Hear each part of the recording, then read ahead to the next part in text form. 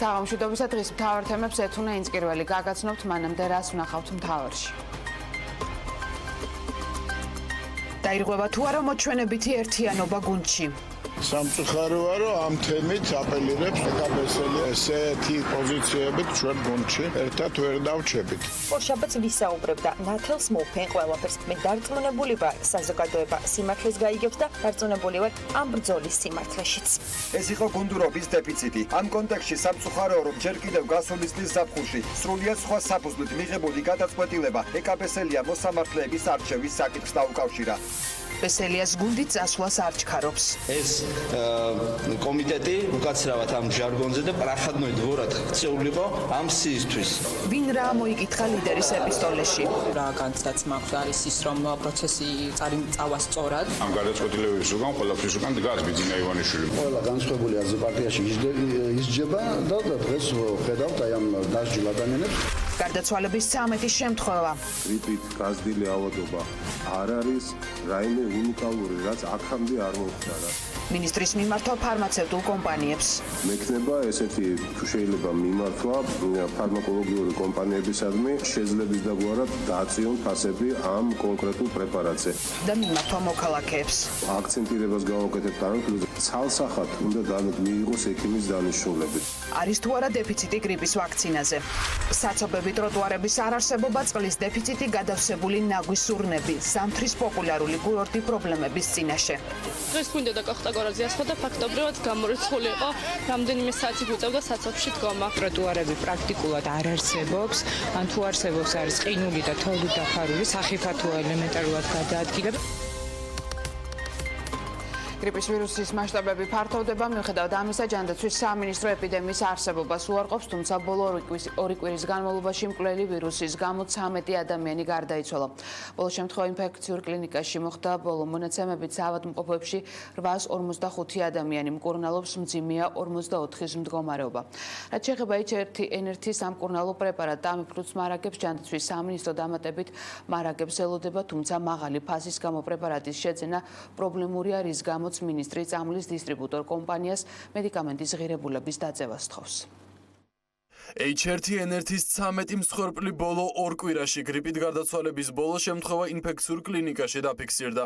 22 წლის ქალი ბორჯომიდან თბილისში ჯანმრთელობის გართულებული მდგომარეობით მოათავსეს. მართვით სუნთქვაზე მყოფ სალომე ქემაშუს კომის შედეგად ტვინი გაეთიშა. ექიმების მცდელობის მიუხედავად პაციენტის გადარჩენა ვერ მოხერხდა. პაციენტი შემოვიდა 2 იანვარს გვიან ღამით გრიპის ინფიცირებიდან მე-6 დღეს უკიდურესად მძიმე მდგომარეობაში. დაავადების სიმძიმეს კლინიკაში შემოსვლას განაპირობებდა გრიპის ფონზე განვითარებული ენდოგენური ბაქტერიული ინფექციის აქტივაცია.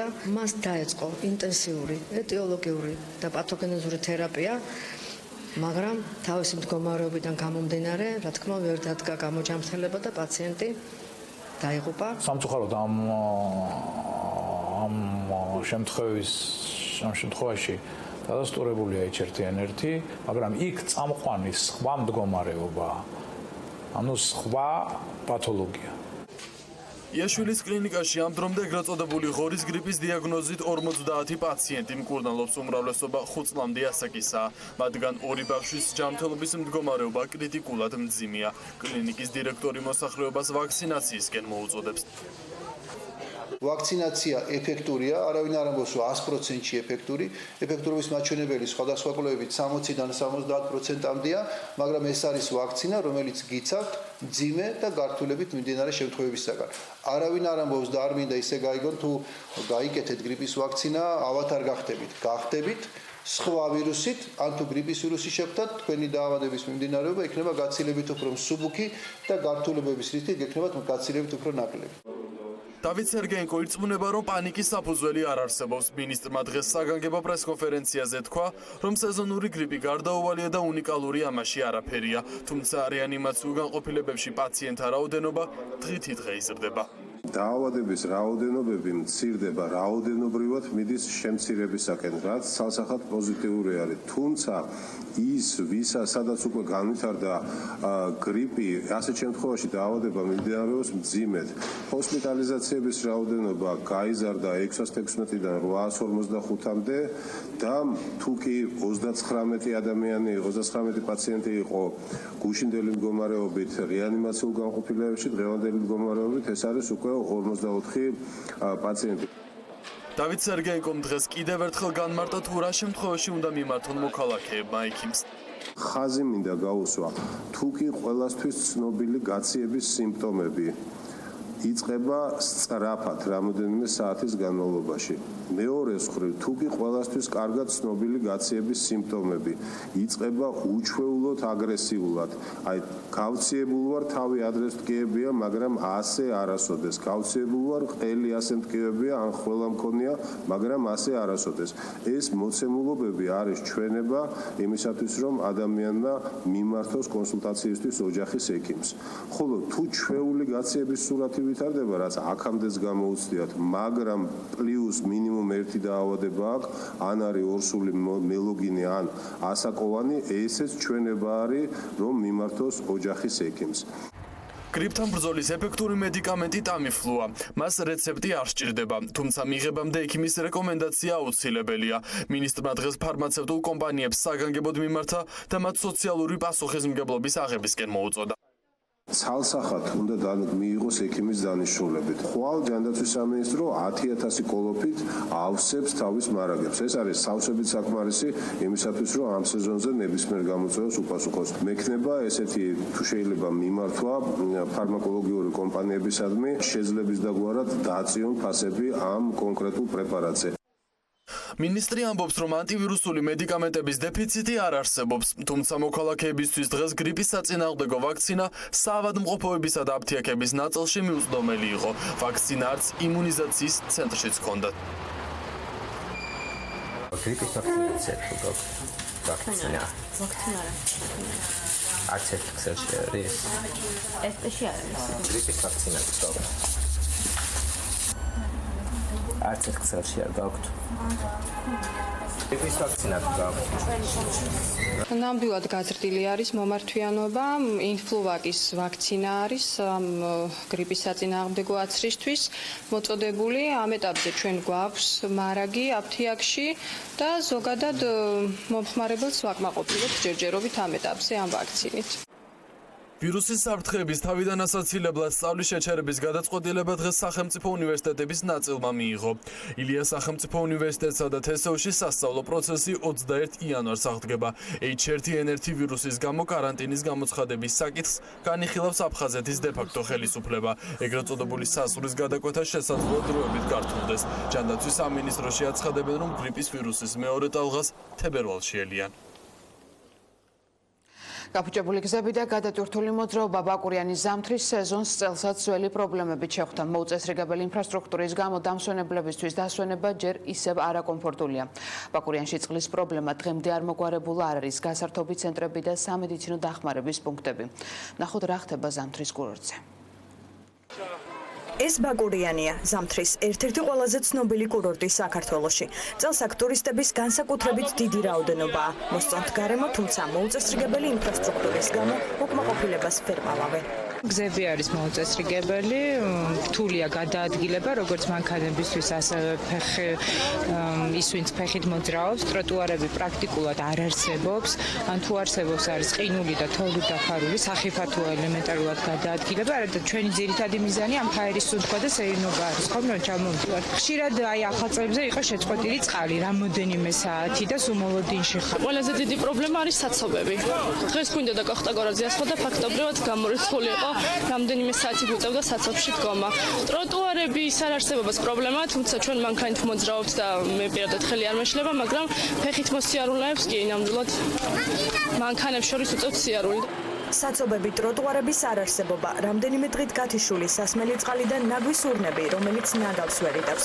ეს იმ პრობლემათა არასრული ჩამონათვალია, რაც დამსვენებლებს ადგილზე ხვდებათ. დაგვისურნები გადატენილია, არ ვიცი რა სიხშირით გააქვთ, არა მოუწესრიგებელი არის ინფრასტრუქტურა, რაც შემაწუხებელი არის ნამდვილად. ამდენ ხალხს ვერ ერევა აშკარად.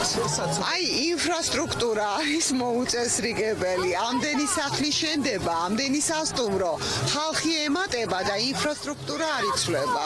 This პრობლემა არის ხალხი რო ჩამოდის ვიწრო გზა არის, აი ეგ არის პრობლემა.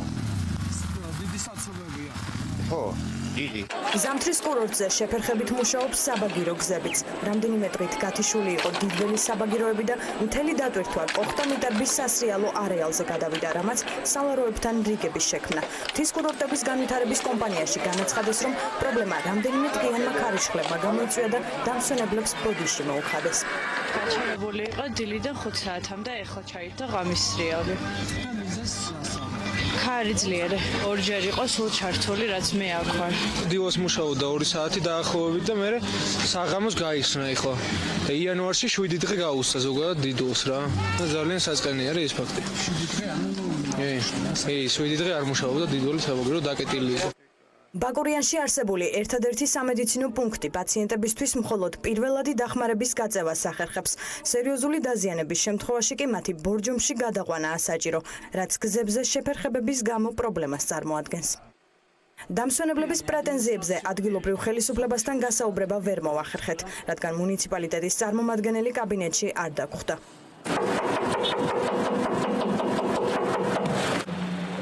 ბორჯომის მერმა კი გვითხრა, რომ კურორტის ზამთრის სეზონს მომზადებული დახვდა და ხშირად დამსვენებლების სოციალურ ქსელში სრულ ინფორმაციას აღწელებენ. სურათები ჭირდება სადღაც რაღაცა ძველი სურათები, საცობები ხა იყო პიკური დღეები, საცობები შარშანაც იყო, შარშანანის ნახევარი იყო სტატისტიკურად შემოსული მაგ პერიოდში, მაგრამ წელს შემოვიდა ორჯერ მეტი და მიუხედავად იმისა, რომ აი გეუბნები კიდე თავქვეითზე გადავიყვანეთ, აი მაინც გაუჭირდა გატარება აი რაოდენობის ტრანსპორტისა.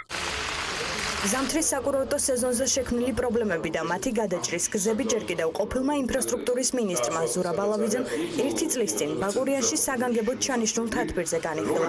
დაიგეგმა პარკირების, წყალმომარაგების და საგზაო ინფრასტრუქტურის მოწესრიგება.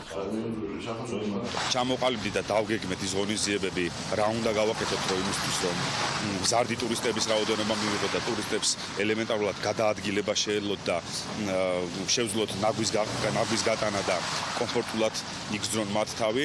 იმავეს გეგმავს მოქმედი ინფრასტრუქტურის მინისტრიც, რომლის უწყებაშიც დღეს კომენტარზე უარი გვითხრეს.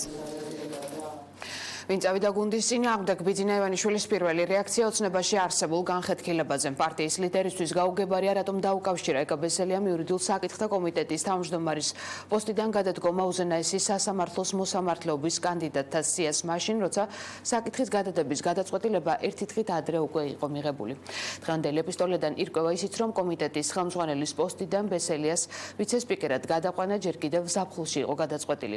იყო თუ არა მოულოდნელი ბიძინა ივანიშვილის პოზიცია ეკა ბესელიასთვის. ამას მას შემდეგ გავიგებთ, როცა მივლინებაში მყოფი და როგორც პარტიის ლიდერი თვლის გუნდის წინააღმდეგ წასული მივლინებიდან დაბრუნდება და ყველაფერს ნათელს მოჰფენს. მე-13 დღე დაპირისპირების გაცხადებიდან და ბიძინა ივანიშვილის პირველი განცხადება. ქართული ოცნების თავმჯდომარე სასამართლოს სისტემასა და მოსამართლეთა 10 კაციანი სიის ბედზე ალაპარაკდა. ის ამბობს, რომ მმართველმა გუნდმა მიიღო გონივრული გადაწყვეტილება, როდესაც დაიტოვა მეტი დრო მოსამართლეების არჩევის საკითხის განხილვისთვის, თუმცა მან ისევ უპასუხოდ დატოვა კითხვა, მისაღებია თუ არა მისთვის 10 კაციანი მოსამართლეთა სია, რომელიც მმართველ გუნდში დაპირისპირების მიზეზი გახდა. ეკაბესელია გუნდის და გუნდურობის პრინციპების წინააღმდეგ. ბიძინა ივანიშვილმა საკმაოდ ვრცელი განცხადებიდან უმეტესი ნაწილი იურიდიულ საკითხთა კომიტეტის ყოფილ თავმჯდომარეს მიუძღვნა და კრიტიკა ბესელიას მიმართებაში არ დაიშურა. ქართული ოცნების თავმჯდომარე რეგლამენტის და გუნდური თამაშის წესების დარღვევაზე მიუთითებს. ასევე ივანიშვილი გვიყვება, რომ ბესელიას იურიდიული კომიტეტიდან წასვლის და ვიცესპიკერად გადასვლის საკითხი ზაფხულში იყო გადაწყვეტილი, მაგრამ მისი დამოკიდებულებების თვალისწინებით ბესელიას ვიცესპიკერობის საკითხი დღეს წესრიგიდან მოხსნილია. გაუგებარი იყო ეკაბესელიას განცხადება, როდესაც მან 27 დეკემბერს იურიდიული კომიტეტის თავმჯდომარის თანამდებობის დატოვება მოსამართლეების არჩევის საკითხს დაუკავშირა. გადაწყვეტილება ეკაბესელიას აღნიშნული თანამდებობიდან გადადგომის და პარლამენტის თავმჯდომარის მოადგილის პოზიციაზე გადანაცვლების თაობაზე ჯერ კიდევ ზაფხულში იქნა მიღებული. აღნიშნული გადაწყვეტილება უკავშირდებოდა იმ სირთულეებს, რომლებმაც მმართველ გუნდში 2017 წელს იჩინა თავი და რომლებიც პოლიტიკაში ჩემი დაბრუნების ერთ-ერთ მთავარ მიზეზად დავასახელე. ეს იყო გუნდურობის დეფიციტი. ამ კონტექსტში სამწუხაროა, რომ ჯერ კიდევ გასული წლის ზაფხულში სრულიად სხვა საფუძვლით მიღებული გადაწყვეტილება ეკაბესელია მოსამართლეების არჩევის საკითხს დაუკავშირა. კიდევ უფრო გაუგებარია ის გადაწყვეტილებები, რომლებიც მან თანამდებობიდან გადადგომის შემდეგ მიიღო. რამდენიმე დღის განმავლობაში პარლამენტის ბიუროსთვის განცხადების არ წარდგენით, აგრეთვე პარლამენტის რეგლამენტის უხეში დარღვევის გზით, გედევან ფოფხაძის კომიტეტის თავმჯდომარის პირველ მოადგილედ არჩევით, იგი წავიდა გუნდის და გუნდურობის პრინციპის წინააღმდეგ. გუნდის მიმართ ამგვარი დამოკიდებულების გათვალისწინებით სრულიად ბუნებრივია, რომ დღის წესრიგიდან მოიხსნა პარლამენტის თავმჯდომარის მოადგილედ ეკაბესელიას არჩევის საკითხი. ბრალდებების ადრესატი, რომელიც ევროსაბჭოს საპარლამენტო კომიტეტის ხდომას ესწრება, ამ თემაზე საუბარს ორშაბათს აპირებს. ამბობს, რომ ყველაფერს ნათელს მოფენს და რომ გუნდის წევრებთან დაპირისპირებაში სიმართლის მხარეს სწორედ თავად დგას. რა სიმბოლურია, რომ ახლა ვიმყოფები ევროსასამართლოს მოსამართლეთა არჩევის ევროსაბჭოს საპარლამენტო კომიტეტის ხდომაზე, სადაც სტრასბურგის მოსამართლეთა შერჩევაზე უნდა ვიმსჯელოთ და საქართველოში ვერ ვთანხმდებით, რომ უნდა არსებობდეს გამართული სტანდარტები და კრიტერიუმები. რაც შეეხება ამ განცხადებას, რაც გავრცელდა პარტიის თავმჯდომარის სახელით, ორშაბათს ვისაუბრებდა ნათელს მოფენ ყველაფერს. მე დარწმუნებული ვარ, საზოგადოება სიმართლეს გაიგებს და დარწმუნებული ვარ ამ ბრძოლის სიმართლეშიც. ბიძინა ივანიშვილის განცხადება მკვეთრი პოზიციის დაფიქსირება ეკაბესელიასთან მიმართებაში. ამიტომ ქართული ოცნების წევრები თამამად ალაპარაკდნენ თავად რას ფიქრობენ იურიდიული კომიტეტის ყოფილ თავმჯდომარეზე. ერთ-ერთი პირველი გია ვოლსკი იყო. სამწუხაროა, რომ ამ თემით აპელირებს თქვა ეკაბესელია ესეთი პოზიციებით ჩვენ გუნდში ერთად ვერ დავჩებით და როგორი ფორმით მოხდება დაცილება, ამას მომავალი გვეჩვენებს. ბევრი რამე დამოკიდებული არის თავად ეკაზე, მის მოქმედებაზე, რა გადაწყვეტილებებს მიიღებს. მე პირადად შემიძლია თქვა, რომ ეკა ჩვენი გუნდისთვის არის ძალიან დასაფასებელი წევრი და ვისურვებდი, რომ იგი დარჩეს ჩვეულებრივად ქართულ ოცნებაში. ბიძინა ივანიშვილის განცხადება არც ეკაბესელიას მოკავშირე გედევან ფოფხაძეს დაუტოვებია უპასუხოდ. ეკაბესელია დღეს რო არის გუნდის ერთგული, შეიძლება ასეთი ერთგული არასდროს არ ყოფილა რა. დღეს ეკაბესელი არის ყველაზე უფრო ახლოს თავის გუნდთან, პრინციპები და ღირებულებებით და მიმაჩნია, რომ თუ როდესმე იყო საუბარი ეკაბესელის გაყვანაზე იურიდიული კომიტეტის თავმჯდომარეობიდან, мотиваცია იყო ერთადერთი, რომ ეს კომიტეტი უკაცრავად ამ ჟარგონზე და პრახადნოი დვორად ქცეულიყო ამ სიისთვის. სანამ ეკაბესელია პარიზში იმყოფება, მანამდე საკანონმდებლო ორგანოში კაბინეტზე წარწერით იურიდიულ საკითხთა კომიტეტის თავმჯდომარე მისი სახელობითი აბრა ჩამოხსნეს. დაემშვიდობება თუ არა ბესელია აბრასთან ერთად ქართული ოცნების წევრობის სტატუსს, ამას დრო გვიჩვენებს. ბიძინა ივანიშვილისთვის გაუგებარია, რატომ დაუკავშირა ეკაბესელიამ თანამდებობის დატოვება მოსამართლეობის სიას. პარტიის ლიდერის პოზიციას იზიარებენ ოცნების ის პირველი პირები, ვინც მესამე დღეა გაჭრეთში სემინარს მართავენ. უმრავლესობის წევრები ასევე ეხმაურებიან გედევან ფოფხაძის მორიგ ბრალდებას სასამართლოს სისტემაში ხელისუფლების ინტერესებთან დაკავშირებით და განცხადებას აბსურდად აფასებენ. ნახოთ, რას ფიქრობენ ეკაბესელიას თანამოაზრეები ბიძინა ივანიშვილის განცხადებაზე და პარტიის ლიდერის მოსაზრებაზე, რომ იურიდიული კომიტეტის ყოფილმა თავმჯდომარემ გუნდურობა დაარღვია, ასევე ვინ უნდა მიიღოს გაფრთხილებად ბიძინა ივანიშვილის წერილი. რამდენიმე კვირიანი დუმილი ბიძინა ივანიშვილმა დაარღვია, თუმცა მისი პოზიცია უჭერს თუ არა მოსამართლეთა სიას მხარს გაუგებარი დარჩა. ივანიშვილმა იმ დეპუტატებს, რომლებიც სიის დამტკიცებას ღიად ეწინააღმდეგებიან, თავშეკავება და მოთმინება ურჩია. გაკრიტიკებულ დეპუტატებს პოზიცია ვერც მისმა მოწოდებამ შეაცვლებინა. მათი თქმით, ბიძინა ივანიშვილმა საკუთარი პოზიცია მკაფიოდ უნდა გამოხატოს. ჩემი გუნდი არის ხალხი, რომლებიც ციხეში სანთლით ხელში ლოცულობდნენ ჩვენი გამარჯვებისთვის და ღამეს ათებდნენ საარჩევნო უბნებთან. ეს არის ჩემი გუნდი. მე ამ გუნდს არასდროს არ ვუღალატებ და არასდროს არ მივატოვებ. პრინციპები და ღირებულები იმ ადამიანებთან ჩვენ არანაირად არ შეგვიცვლია და იმ ადამიანებისთვის სააკაშვილის ზონდერ მოსამართლეების დანიშვნა არასდროს არ იქნება მისაღები. ანუ ჩემ გუნდს არასდროს არ ენდომება სააკაშვილის რეჟიმის რეანიმაცია რომელიმე ინსტიტუციის სახით. მით უმეტეს სასამართლო სახით, რომელიც უზრუნველყოფდა ხალხის უკანონო ციხეებში ჩაყრას, უზრუნველყოფდა ქონებების წართმევას, უზრუნველყოფდა მათი უფლებების დარღვევას. ისინი არ არიან წესიერი ადამიანები, ისინი არ არიან პატიოსანი ადამიანები, ისინი იყვნენ მსახურები სააკაშვილის და ადეიშვილის, მათ უამრავი ადამიანი ყავთ გაუბედურებული. ჩვენ უნდა ამ ქვეყანას შევუქმნათ ისეთი სასამართლო, რომელიც პროგნოზირებადი იქნება როგორც ეკონომიკური თვალსაზრისით, ასევე დემოკრატიის თვალსაზრისით. არსებული სია შესაძლოა საპროტესტო აქციების დაწყების მიზეზიც გახდეს. ოცნებიდან გარიცხული დეპუტატი დავით ჭიჭინაძე ამბობს, რომ თუ ბიძინა ივანიშვილი ამ უმრჩევლის ინტერესებს არ გაითვალისწინებს, პოლიტიკური პროცესი ქუჩაში გადაინაცვლებს. დემოკრატიაზე ნუ გველაპარაკებიან. დემოკრატია ზუსტად ის არის, რომ ხალხმა უნდა იცოდეს ვის ირჩევენ და არა ისე ვერაგულად უკანა ოთახში დაწერილი სია. არჩევნების მეორე ტურის წინ მაგ ადამიანს არ უთქვია, რომ კობახიძე მეყოლება მე ფლაგმანად და ბულუსიძე და ჩინჩალაძეო და ამიტომ დაპირებებს უნდა ზოგადად გაანალიზება ხალხმა რისი გულისთვის დაუჭირა მხარი. შესაბამისად, აი ამ გადაწყვეტილების გულისთვის ნამდვილად არ დაუჭერდა. თუ ვიღაცას ეჭვიებარება, მე ვფიქრობ, როდესაც შემოვა და თუ არ იქნა გასწორებული ეს სია, ალბათ იქნება საკმაოდ სერიოზული საპროტესტო ტალღა. თანაგუნდელებისგან განსხვავებით ივანიშვილის განცხადებაში მკაფიო გზავნილები დაინახა თამარ ჩუგოშვილმა. პარლამენტის ვიცე-სპიკერის თქმით დარწმუნდა იმაში, რომ მოსამართლეების დამტკიცების პროცესი გამჭვირვალედ და სამართლიანად წარიმართება. არ მგონია, რომ ჩვენ ამ სიას უნდა მივუბრუნდეთ. არ მგონია, რომ საერთოდ უნდა ვიმსჯელოთ ჩვენ გვარებზე, კონკრეტულ გვარებზე, სანამ პარლამენტი არ მიიღებს შესაბამის კანონს. სანამ არ გაწერს ყველაფერს, რაც გასაწერია კანონმდებლობაში და მხოლოდ ამის შემდგომ უნდა იუსტიციის საბჭომ წარმოგვიდგინოს ჩემი აზრით და მე მგონია, რომ ეს არის წინააღმდეგება იმ განცხადებას, რაც პარტიის თავმჯდომარის მხრიდან გაჟღერდა. ამ განცხადებაში მე დავინახე, რომ მოლაპარაკების რესურსი არსებობს გუნდში ამ სიასთან დაკავშირებით და ის რომ კრიტერიუმების დადგენას ბიძინა ივანიშვილის უჭერს მხარს, ეს არის ძალიან კარგი, იმიტომ რომ სწორედ ამიტომ გავაკეთეთ ჩვენ განცხადებები, რომ გვინდოდა რომ შესაბამისად კრიტერიუმები დადგენილიყო.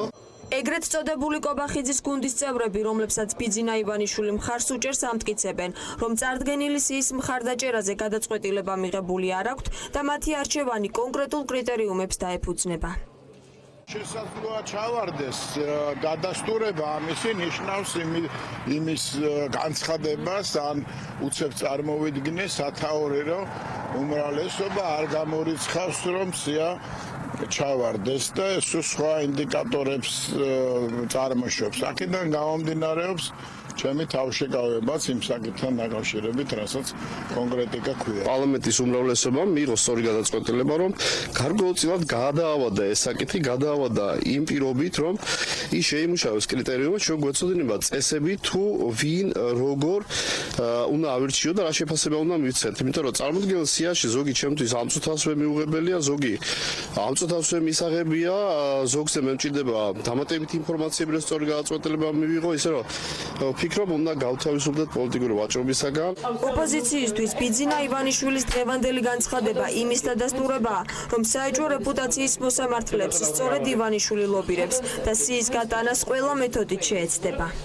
მას ხელში სასამართლო ჩაგდებული და კიდევ უფრო უნდა ამაზე გამტკიცება. ამიტომ აქედან გამოსავალი არის ამ სასამართლო სისტემის ფუნდამენტური რეფორმა, მათ შორის არა მარტო უზენაეს სასამართლოს კანდიდატების შერჩევის წესების გაწერა, არა მარტო პარლამენტის როლის გაზრდა და სამოქალაქო საზოგადოების როლის გაზრდა ამაში, არამედ ასევე უფრო ფუნდამენტური რეფორმები, იგივე ნაფიცი მსაჯულების შემოღება, იგივე უცხოელი მოსამართლეების შემოღება მაღალი ინსტანციის სასამართლოებში, იმიტომ რომ სხვანაირად ივანიშვილი საბოლოოდ ჯიბეში ჩაიგდოს სასამართლოში. ივანიშვილის განცხადების შინაარსმა შეფარებით იმაზე საუბარმა, რომ თითქოს და მოსამართლეების ნაკლებობას განვიცდით, ეს იმას ნიშნავს, რომ ეს სია იყო შეთანხმებული ბიძინა ივანიშვილთან და რომ ეს არის პრინციპული საკითხი.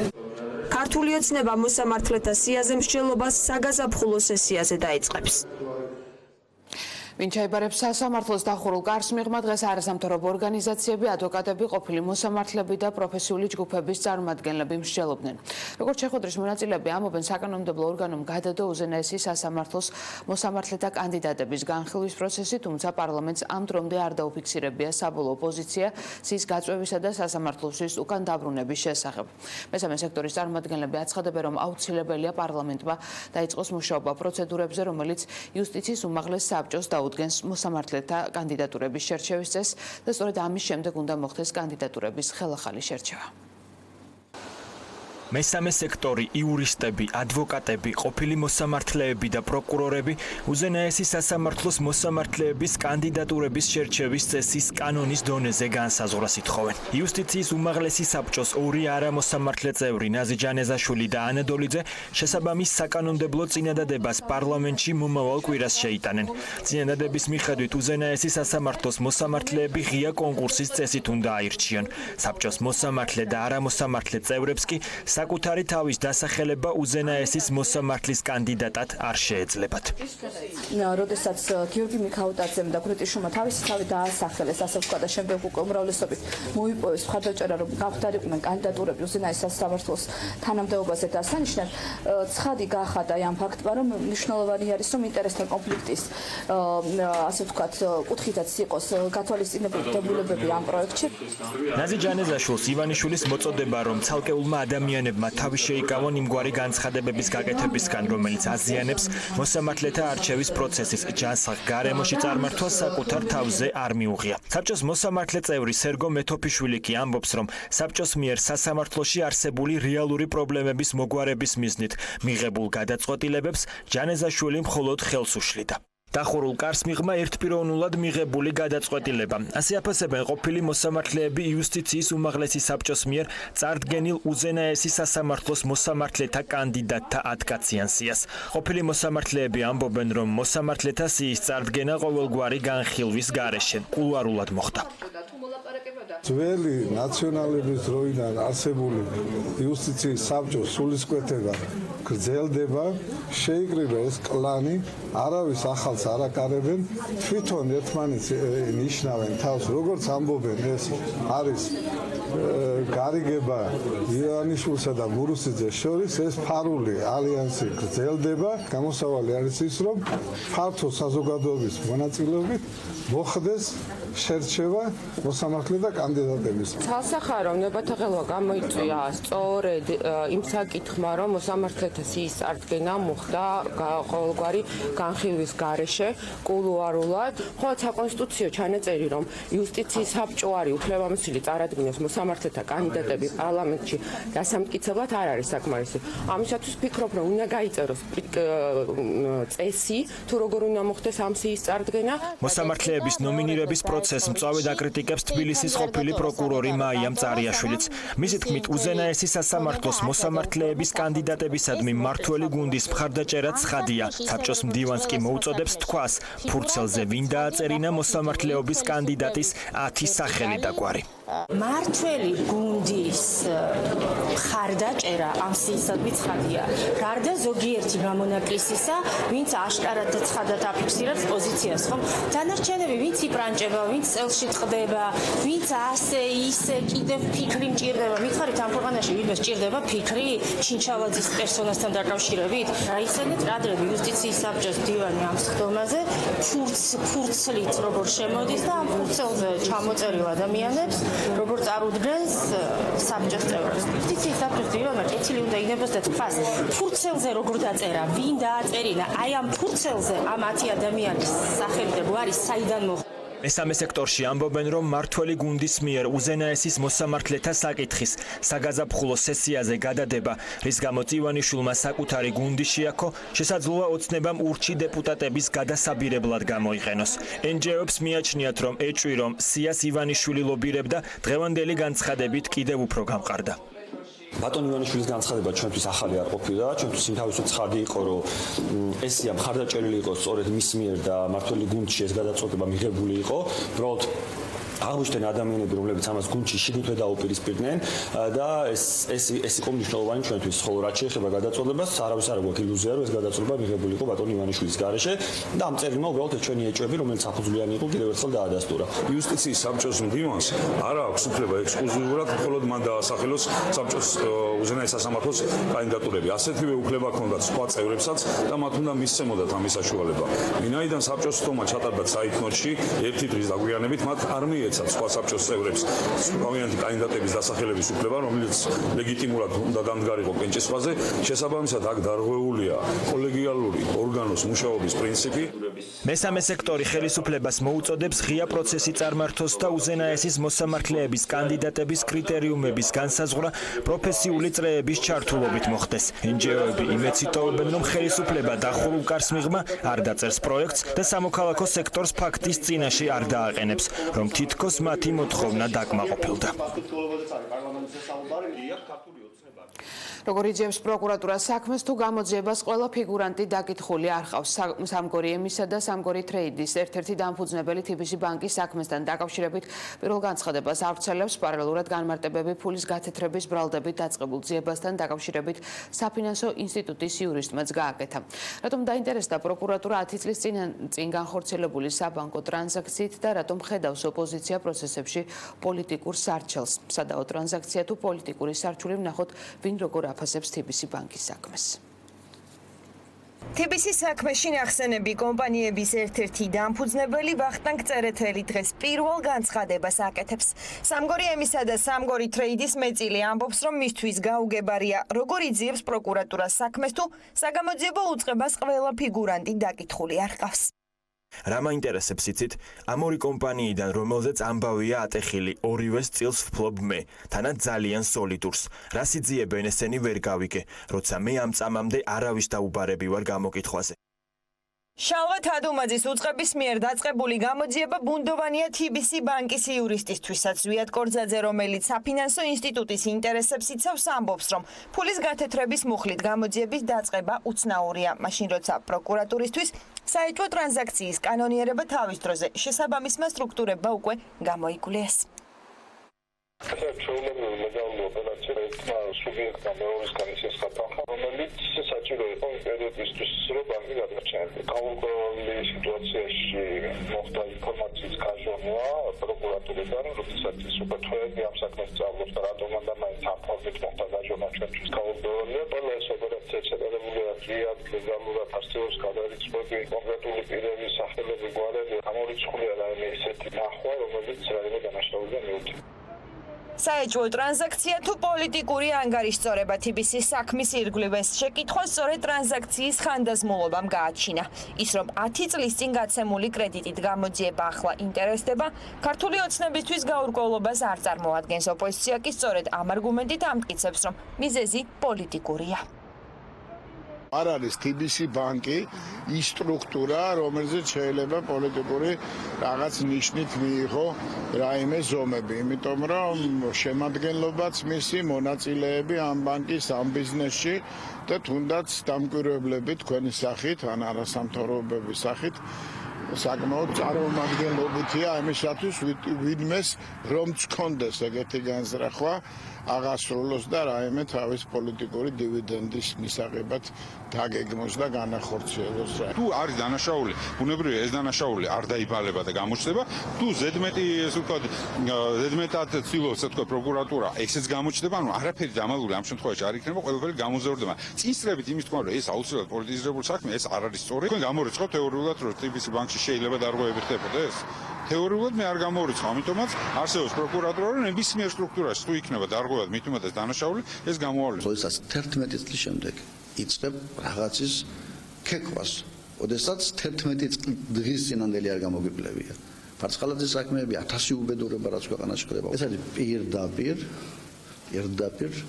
დევნა ბანკის როგორც საფინანსო ინსტიტუტისა. მიზანი როგორც ჩანს არის როგორც ფინანსური ინსტიტუტზე კონტროლის დამყარება, ასევე ამ ადამიანების ან დაკავება, ან ისეთი კომპრომეტაცია, რომელიც მათ საზოგადოების წინაშე ვერ მოაბრუნებს, ასე ვთქვათ, პირნათელი სახით. თავარი პროკურატურა TBC ბანკის საქმეს 2018 წლის ზაფხულიდან იძიებს. უფრო კონკრეტულად გამოძიება TBC-ის სამგორი ემსა და სამგორი ტრეიდს ბანკიდან აღებული თანხის, ანუ თეთრი ფულის გათეთრებას ედავება. შალვა თადუმაძის უწყება ამტკიცებს, რომ ორმა კომპანიამ ბანკისგან 17 მილიონი ამერიკული დოლარი ისესხა, რაც შემდეგ ამავე ბანკის ხელმძღვანელებზე გაასესხა. თანხა კი ფინანსურ ინსტიტუტს ამ დრომდე უკან არ დაბრუნებია. ქალზე ძალადობის ფაქტზე შინაგან საქმეთა სამინისტრომ 1995 წელს დაბადებული პირი დააკავა უწყების ინფორმაციით დაკავებულმა 30 დეკემბერს მუხიანის დასახლებაში ელექტროშოკის გამოყენებით 1980 წელს დაბადებულ ქალს სხეულის დაზიანება მიაყენა, მასზე იზალა და შემთხვევის ადგილიდან მიიმალა. პოლიციამ ცხელ კვალზე ჩატარებული ოპერატიული ღონისძიებებით ბრალდებული დანაშაულის ჩადენიდან რამდენიმე საათში 31 დეკემბერს დააკავა. სამართალდამცველებმა ბრალდებული საცხოვრებელი სახლის ჩხრეკისას ელექტროშოკი და სხვა ნივთმტკიცებები ამოიღეს. ამჟამად ბრალდებულს სასამართლოს გადაწყვეტილებით აღკვეთის ღონისძიების სახით წინასწარი პატიმრობა აქვს შეფარდებული. დაზარალებულს ტევე პირველი დაუკავშირდა.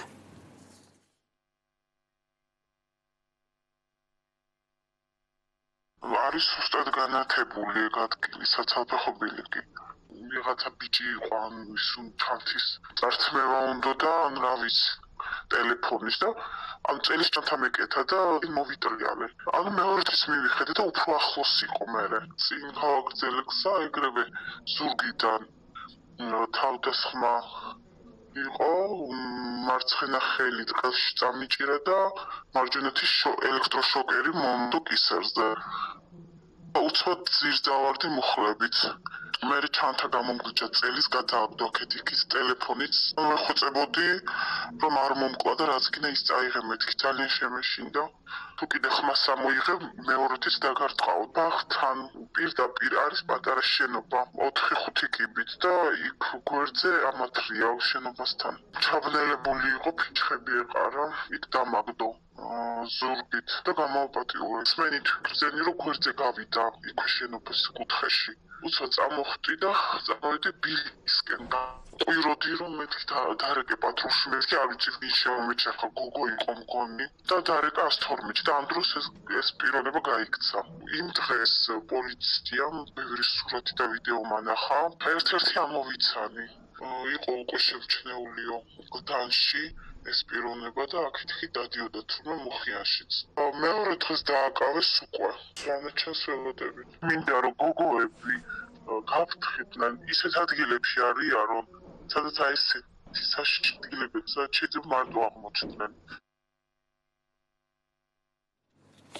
თბილისში ჭავჭავაძის გამზირზე მომხდარი ავტოსაგზაო შემთხვევის მონაწილე მძღოლს ბრალი წარედგინა. სასწრაფო დახმარების მძღოლისთვის ბრალის წარსადგენად გამომძიებლები საავადმყოფოში მივიდნენ.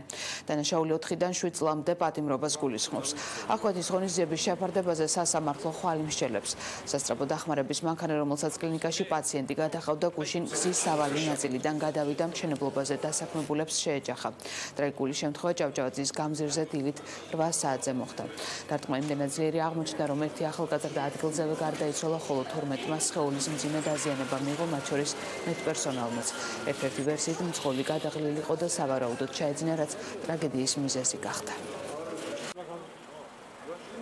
სამედიცინო დაწესებულებაში გამოძიების მიერ ბრალი დღეს წარედგინა, როგორც თქვენთვის ცნობილია, ჩემი დაცვის ქვეშ მყოფს თბილისის სასწრაფო დახმარების მანქანის მძღოლს. მოუხდა 8 იანვრის დილის 9 საათიდან მეორე დილის 9 საათამდე ქალაქის სხვადასხვა მისამართზე 32 გამოძახებაზე შეუსვენებლად და შეუწყვეტლად გაახსნა. კონკრეტულ შემთხვევაში მძღოლს მძიმე ფიზიკური გადაღლილობის შედეგად შესაძლებელია მოსვლა და ფსიქიკური და გონებრივი გათიშვა. უნდა ჩატარდეს აქ ფსიქიკური და ფსიქოლოგიური ექსპერტიზა, რომელიც დაადგენს, რომ მომხდარი შემთხვევის დროს რამდენად იყო შესაძლებელი ამ პიროვნებას დაეკარგა გონება.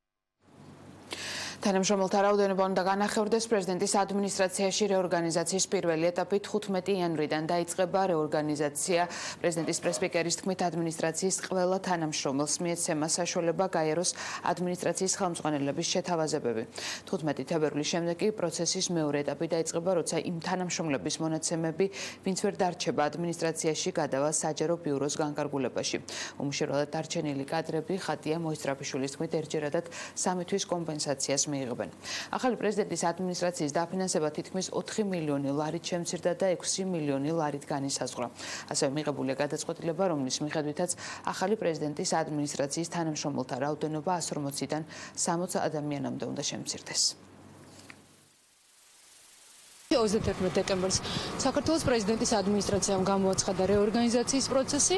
15 იანვარს დასრულდება პოლიტიკის შემუშავება, განისაზღვრება საკვალიფიკაციო მოთხოვნები ამ 60 საშტატო ერთეულისთვის. 15 იანვრიდან დაიწყება პირველი ეტაპი რეორგანიზაციის, რაც გულისხმობს იმას, რომ შიდა რესურსისთვის იქნება შეთავაზებები პირველ ეტაპზე გაკეთებული. იმის მიხედვით, როგორ შეირჩევა შიდა რესურსის მიხედვით კადრები, მისაღები იქნება დააკმაყოფილებენ ამ საკვალიფიკაციო მოთხოვნებს.